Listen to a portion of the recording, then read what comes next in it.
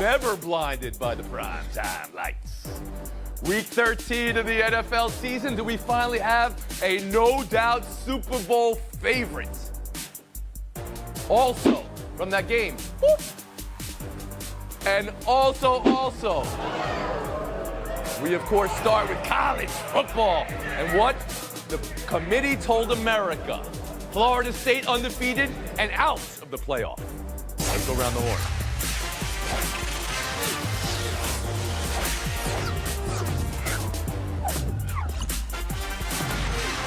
You people, you all said it would work itself out.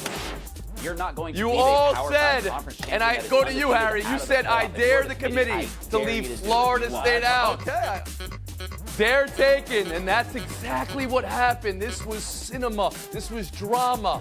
Michigan, Washington, and then Texas and Alabama. Undefeated ACC champions. Florida State jumped by both. One loss Texas and one loss Alabama. Here's what it looked like in real time.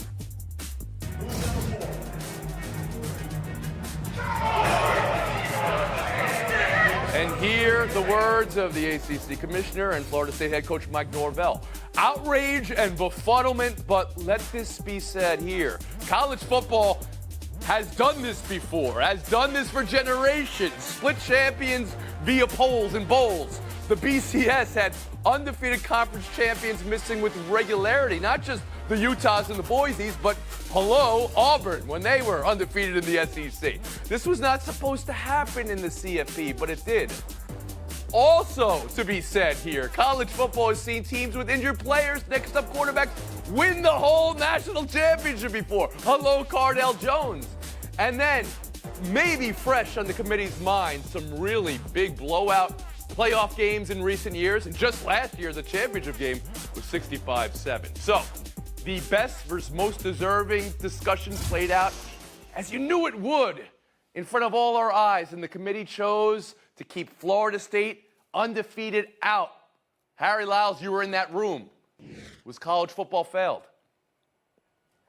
It was, and the committee really did a good job of setting it up because we kept hearing them use that word, best, what they perceive to be the best. But my problem with that is while that has been part of the criteria, that has not always been the standard. But they created that lane and they went through it.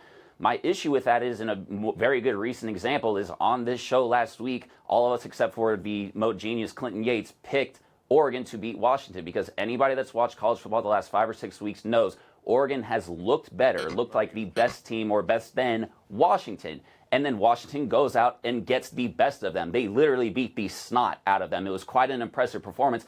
And that's why we have to play the games on the field, and that's why the results have to matter. And that was over a week's span. The committee made a decision yesterday that basically said, hey, because of the 2 games that we saw, the SEC and the ACC championship, we are going to jump Alabama. And mind you, it's not like Florida State was ranked 5th or 6th. They were 4th.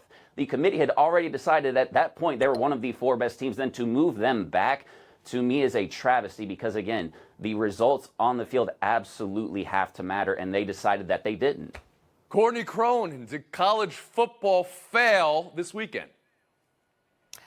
I agree with Harry. I think it did. And you think about why we went away from the BCS, Tony, to the 4-team playoff. It was supposed to eliminate the computers, all the hypotheticals. You go out, you play your schedule, you win the games, you get to compete for a national championship. This is a Power 5 school that won its conference this year, went undefeated. It scheduled 2 SEC opponents and beat them both, and they're not rewarded for that and left on the outside. And I get it. The committee thinks that with Jordan Travis out for the season, even though Florida State won 3 games without him, that without Jordan Travis, that this is not going to be a team that can compete for a national championship. Well, we also saw non-opening day starting quarterbacks compete for national championships in 2014, like you mentioned, Ohio State, 2017, Alabama, 2018, Clemson, 2021, Georgia. This has happened before. To say that a team that's not going to have their freshman quarterback playing, Tate Rodemaker should be back by the time that CFP semifinal would happen. To say that that's the only reason this team would not be a viable national championship contender is ridiculous, considering how well Florida State's defense played against Louisville in the ACC championship. Kevin Clark, did the committee fail college football yesterday? Yes, and the committee relegated a major conference to a minor league with one decision and said the results here don't matter. We respect some conferences, it's really only 2, and we disrespect others. This is going to be permanent. Try to get an at-large bid from the ACC next year in a 12-team playoff. I think everybody kind of sees this as a one-year thing. It's not. They're disrespecting the ACC. They would never do this to Michigan. They would never do this to a Georgia or an Alabama team that was undefeated. And I don't even think they're applying the eye test correctly. Alabama needed a miracle just 2 weeks ago. They had clunkers all over their schedule. I'm just befuddled, just like everybody else. And Bill Barnwell. What's infuriating about this, Tony, is that they played well in the conference championship game. They held Louisville, a team that was averaging more than 30 points per game against P5 teams this year, to 6 points. Isn't the defense stepping up? Offensively, they were not exactly what you would. Okay, but they scored 16 points. Is that any better than Alabama scoring 17 earlier this season against South Florida?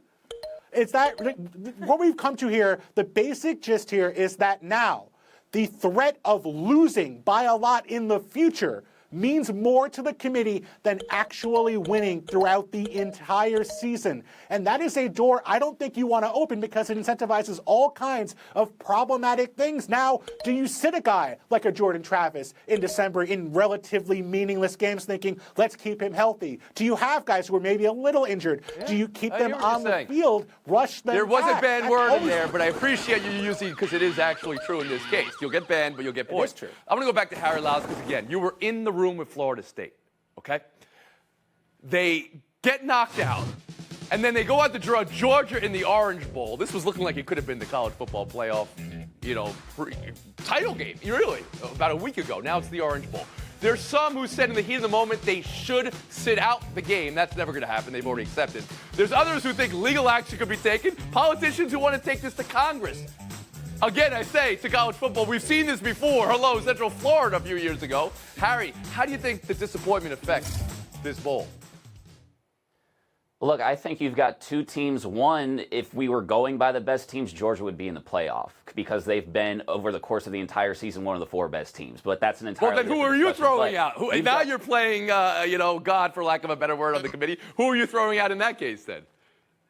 Who else am I throwing out? I'd throw out probably Texas and Alabama. All right. Well, I mean, if we're going over the entire season in body of work, Georgia has been one of the 4 best teams. But regardless, back to this game, the Orange Bowl. I think you've got 2 teams. You're probably going to have guys sitting out because you've got NFL players on both sides at some point. But from being in that room and knowing what Florida State was all about on Sunday after what they witnessed and felt like they had something taken away from them and knowing how that Georgia team operates, I think it's going to be a competitive game. those rooms, I mean, it's just compelling, dramatic, cinematic television. You got to understand that these are young players here. And here's Michigan, hearing Alabama is their draw.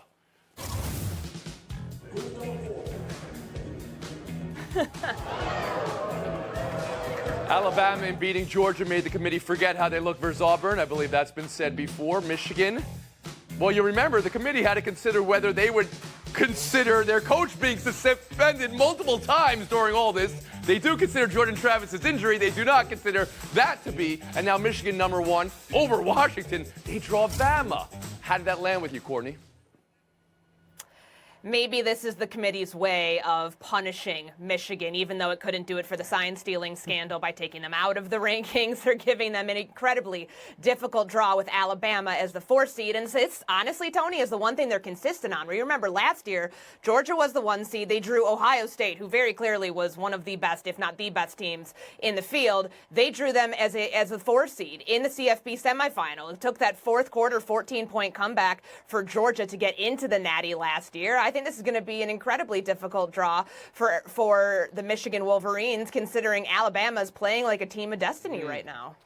At least this week. Harry Lyles Jr., how about you? I understand Michigan's, being upset about it. And if you're looking at Alabama, you're looking at a team that's done this before, experienced. Obviously, this is somewhat of a new group, but, once you just get into the playoff, you have to like a Nick Saban team's chances of winning. But I think Michigan has been one of the 4 best teams this college football season, and I think they will beat Alabama. So I think they'll be all right. Clark. I think the initial shock was they thought they were getting a first-round bye. They were going to go against Tate Rodemaker and be able to win and rest some starters and get ready for the next game. That's not going to happen now. They get an Alabama team that I don't think is a vintage Alabama team. And the fans have been complaining about this roster all season long, basically. I already mentioned the USF game, the Auburn game. There have been some clunkers here, but there are no easy draws in the playoffs. I expect Michigan to win this game. They've controlled every game all season long. Unlike Alabama, they win. And Bill Barnwell. I mean, you heard guffaws. Maybe it was just they were reacting like we were as fans that it happened. An undefeated team didn't make the final. Bill, how do you hear it? This is the only way it could have gone. Michigan #1, Washington #2, the two undefeated teams. Texas beat Bama. Texas has to be 3 ahead of Bama at 4. Just seems like the logical way to go about it. It's the question of who looked best this weekend and who should be favored to win it all. I can ask that right now, too. I don't want to who you got for the whole championship coming up, but I'll ask you this. It's not the same, maybe. Maybe just Alabama breathing means they're the favorite for you. Go ahead. Kevin Clark, please. Texas took care of business very easily against a pretty good Oklahoma State team.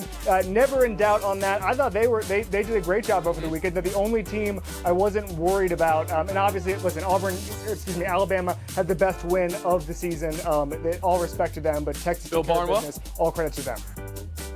Going to Washington, the team that's been counted out every single week, it feels like, but including, by the way, in the Pac-12 game where they were 9-point underdogs and still managed to come back and beat Oregon. I have faith. And Harry, who looks best this weekend to you? Michigan. I think they've been the most consistent.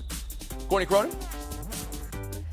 Texas, it'll be a Texas-Alabama national championship. I said I wasn't asking for who you God. All right, you have 20 days to mull it over. We'll take a break right here. Buy or sell on the other side. Welcome back to Around the Horn, coming to you from the Seaport, brought to you by Chase. Hold on to your dom, the security guard, Dre Greenlaw, ejection takes. We'll get to that in a second. The way the San Francisco 49ers steamrolled the Eagles in Philadelphia. Is it now clear SF is the SB favorite, 42-19? Bill Barnwell, was this about what the Niners can do versus Philly or what the Eagles can't do versus San Fran? It's about what the Eagles can't do versus anybody this year, and that's defend the middle of the field with their linebackers and their safeties. The Eagles are 28th in the NFL in QBR allowed on the defensive side of the ball. Nicholas Morrow, Reed Blankenship each gave up touchdowns. No surprise the Eagles came out today and signed Shaq Leonard to a 1-year deal because they need warm bodies at linebacker after what we saw from the Niners on Sunday. Kevin Clark. Yeah, this is about what the Niners wanted to do and the Eagles not being able to stop them. Deebo Samuel had his best yards after catch performance ever, according to Next Gen Stats. He was able to do whatever he wants. That's a shortcoming of Eagles linebackers. Once you get past that pass rush, it's a whole different type of game. I could not be more impressed with this Niners team, and I think they're the best team in football. We've heard that from you before, but Harry Lyles, did San Francisco just prove to you they're the Super Bowl favorite, lock and key?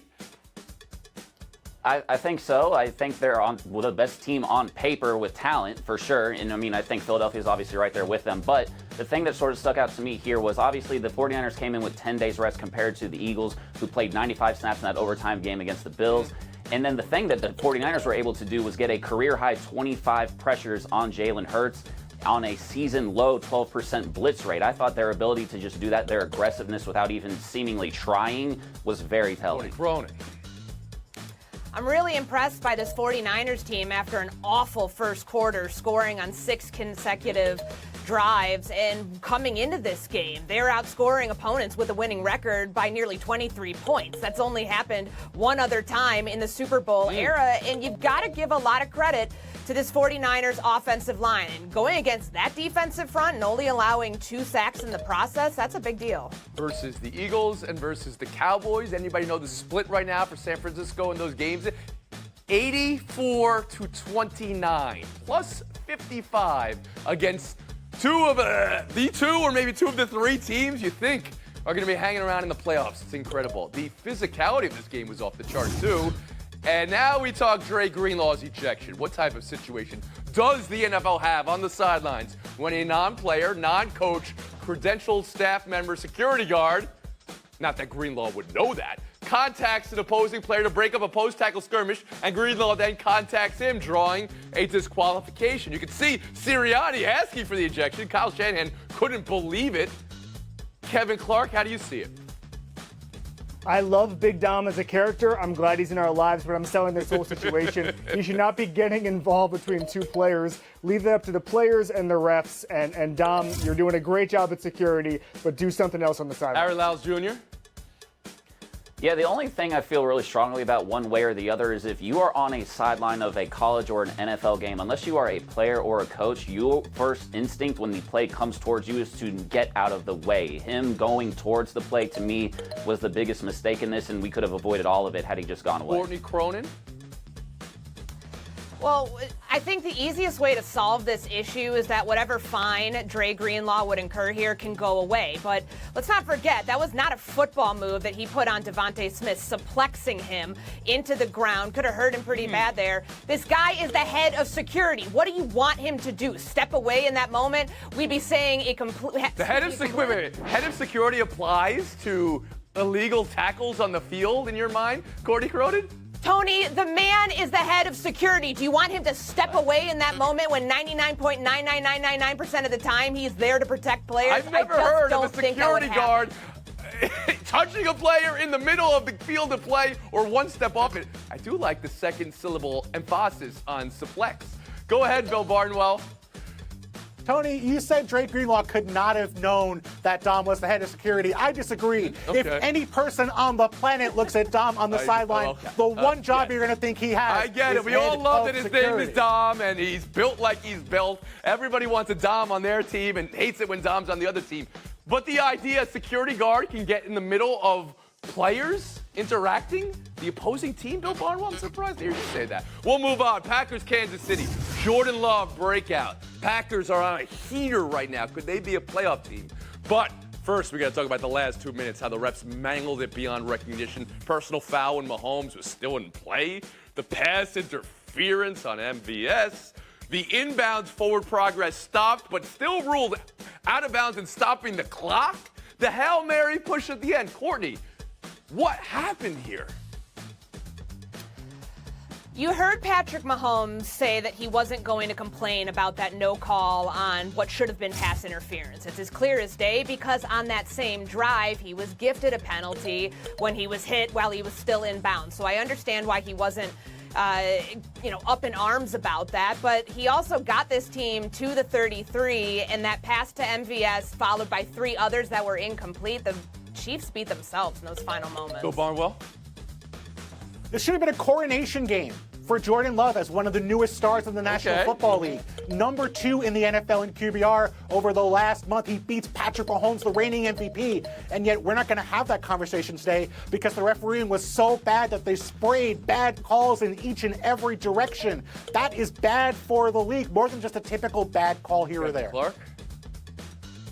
I disagree with Bill. We're going to have that conversation right now about Jordan Love. 5th best EPA per play performance by any team in the NFL this season last night. He is the best play action quarterback, basically the entire league over the past month. This is the infrastructure they were trying to build for him. This is the offense. This is the Packers in its final form. Here we go. And Harry Lyles Jr. Yeah, I'm with you, Kevin. Look, we were ready to throw this whole experiment with Jordan Love out the door. With 7 or 8 weeks into the season, Yeah. The last 3 weeks, 8 touchdowns against the Lions, the Chiefs, who a defense we all think is great, right? And the Chargers. So They credit went a Jordan month Love. without winning. Harry, Kevin, as you go away, are the Packers a playoff team? Yes, Uh, definitely. they're Without a deserving. doubt. It's only going to go up from here. All right, showdown coming up. It's only going to go to Barnwell and Cronin from here. Buy or sell back. Presented by Grey Goose. Vive la vodka. Please sip responsibly. Part of Happy Hour.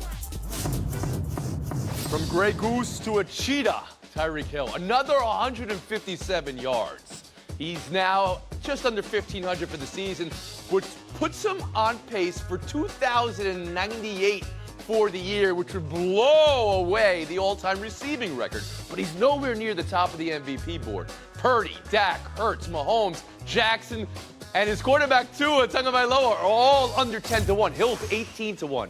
Would a 2,000-yard receiving season be MVP worthy, Courtney?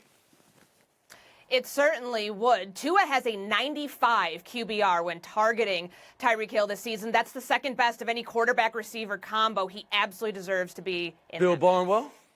Yes, but he has to get it the right way. He destroyed the Ravens last year, gets them again in Week 17, possible matchup for the 1 seed. If he gets to 190-2 again against them, I think he wins the MVP. If he has those games, I'll hold you to that, Bill Barnwell, and I'll give you the 30 seconds of FaceTime. Ooh. So Zach Rosenblatt and Diana Rossini of The Athletic are reporting that the Jets want to install Zach Wilson as their quarterback. But Zach Wilson hasn't decided whether he wants to take the job back. And this is a repudiation of both parties. Zach Wilson has only accomplished topping Tim Boyle and Trevor Siemian so far in his pro career. And the Jets have coddled Wilson for his entire pro career. Didn't install a replacement for him, and they don't even want to have him back. This is a mess on both sides. You're not in the mood. You get in the mood. We'll see you tomorrow.